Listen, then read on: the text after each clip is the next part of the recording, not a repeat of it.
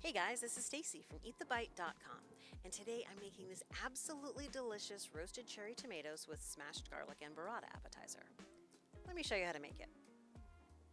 We'll start by washing a package of rainbow cherry tomatoes, and I'm going to transfer most of them to a small baking dish, but I'll leave behind a handful because I'm going to cut them in half like you see here.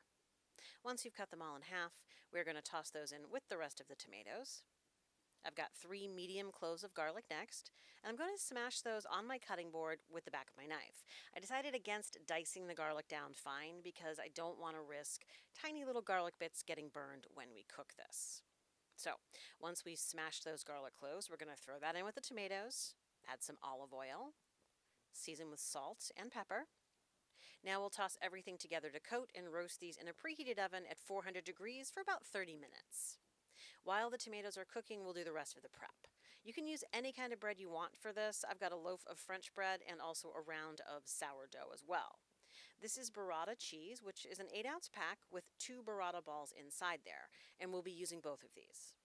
Pesto is an optional add-on, but I already had some homemade pesto on hand, so I'm going to use that later. Balsamic glaze is also another optional add-on, but I almost always have this on hand, and I really do like to drizzle that over the tomatoes before serving. For the bread, I'm just cutting a chunk and wrapping it in foil, and I did the same for the sourdough round as well. We're going to wrap it up in the foil and stick these in the oven for about 15 to 20 minutes. And here's our roasted cherry tomatoes right out of the oven, and you will not believe how delicious these smell. We're going to set those aside for now and let them cool.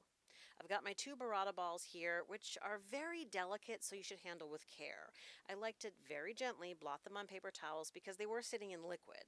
You just want to be careful because you don't want to puncture the outer layer, because inside this ball is mozzarella and cream that will ooze out everywhere. So you don't really want to cut that burrata open until you're ready to serve. I'm going to add a little drizzle of olive oil over each burrata round.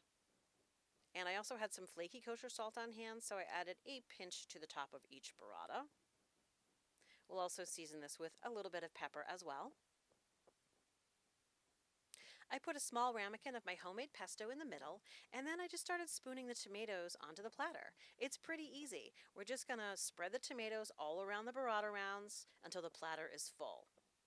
And also don't forget all that delicious juice and olive oil at the end, because you're going to want to dip your bread in that.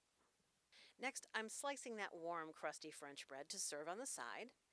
This is optional, but I did have some fresh basil left from the pesto I made, so I picked off some of those beautiful pieces for garnish, which I had soaking in a little bowl of water.